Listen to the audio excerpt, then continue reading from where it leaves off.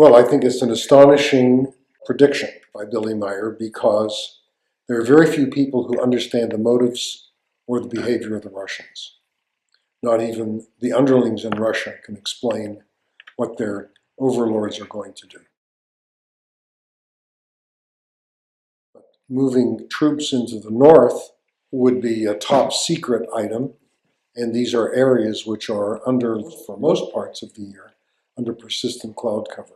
So if the Russians wanted to enact some sort of secret troop movement, troop training, or a sub-rosa scheme, whatever it happens to be, that would be the place to do it.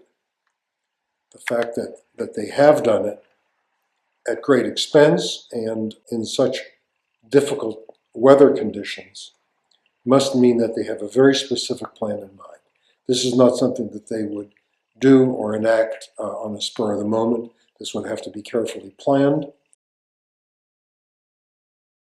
The fact that this was predicted by Billy Meier, I have to emphasize, is astonishing because this is not something that they would ordinarily do on spur of the moment or that they would do vicariously. This would be part of a very, very well and carefully conceived plan.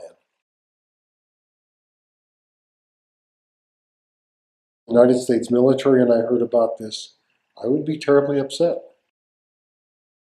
Because if they're training to fight under these kinds of conditions, obviously if I were going to cross the Bering Straits with heavy equipment, I would want to do it at a time when everything was frozen over, where troop movements could be done with great ease. And as you know, the distances there are not very great. You can move from, the straits between the mainland in Russia and Alaska are very narrow.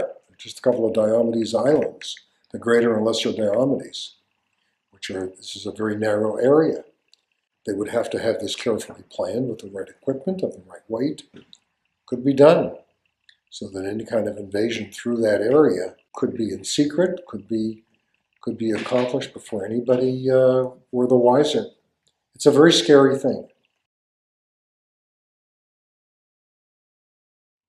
For us being in the United States and for Canada, obviously, taking advantage of those areas, vast inroads could be made before any kind of significant troop reaction could be implemented in terms of Russia moving across the straits into the Alaskan Peninsula. That could be done very easily. The troops could move in almost completely unopposed. We have very precious few troops in that area, and virtually the entire western United States could be bisected by a sudden and swift troop movement directly south from Alaska. Somewhat more difficult through that area because the roads are worse, if existent. But again, if this were done in the winter, when the tundra was frozen, it would not be a problem. They could access highways to move their troops and heavy equipment. Much less preparation would be required because Finland and the other Scandinavian peninsulas are almost in direct contiguity with Russia. And Russia has sufficient forces under arms that it would not require much to invade or conquer those areas for whatever reason.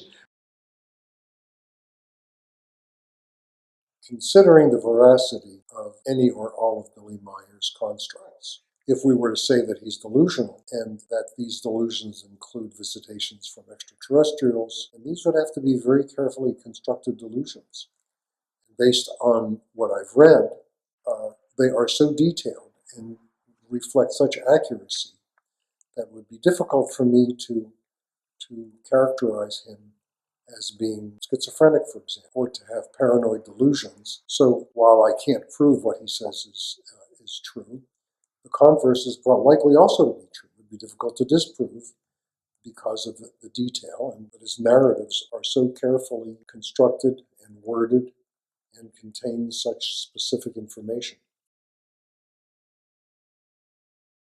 There's nothing that he has said that any politician or national leader should find offensive. He simply is depicting certain scenarios under which adverse outcomes would result as a reaction to certain inabilities of various races to confront each other in a friendly manner, so that his wording and his, if you wanted to call it a philosophy or an ethos, is entirely non-threatening.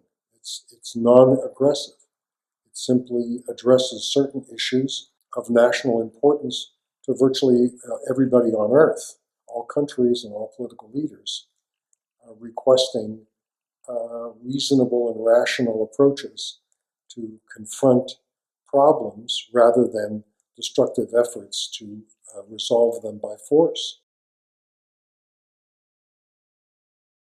Well, we would hope that these interactions are true. We would hope that these beings have adapted scientific modalities so that travel from their own galaxy to this galaxy is possible. It would be wonderful if it is.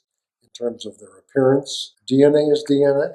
Organic material that evolves has certain amino acid patterns and that can connect us and connect them so that our appearances would be entirely consistent with what he describes. In consideration of the Billy Meier case, we could hypothesize that he's entirely incorrect, that he is delusional, and that what he's saying has no merit, but it certainly has a great deal of value. What he's saying is really a lesson to all generations and to all countries, that this is a time when we need to cooperate and strive together to improve our lot. We all exist on the same planet, and instead of trying to destroy it, we should try and create an atmosphere of mutual love and understanding.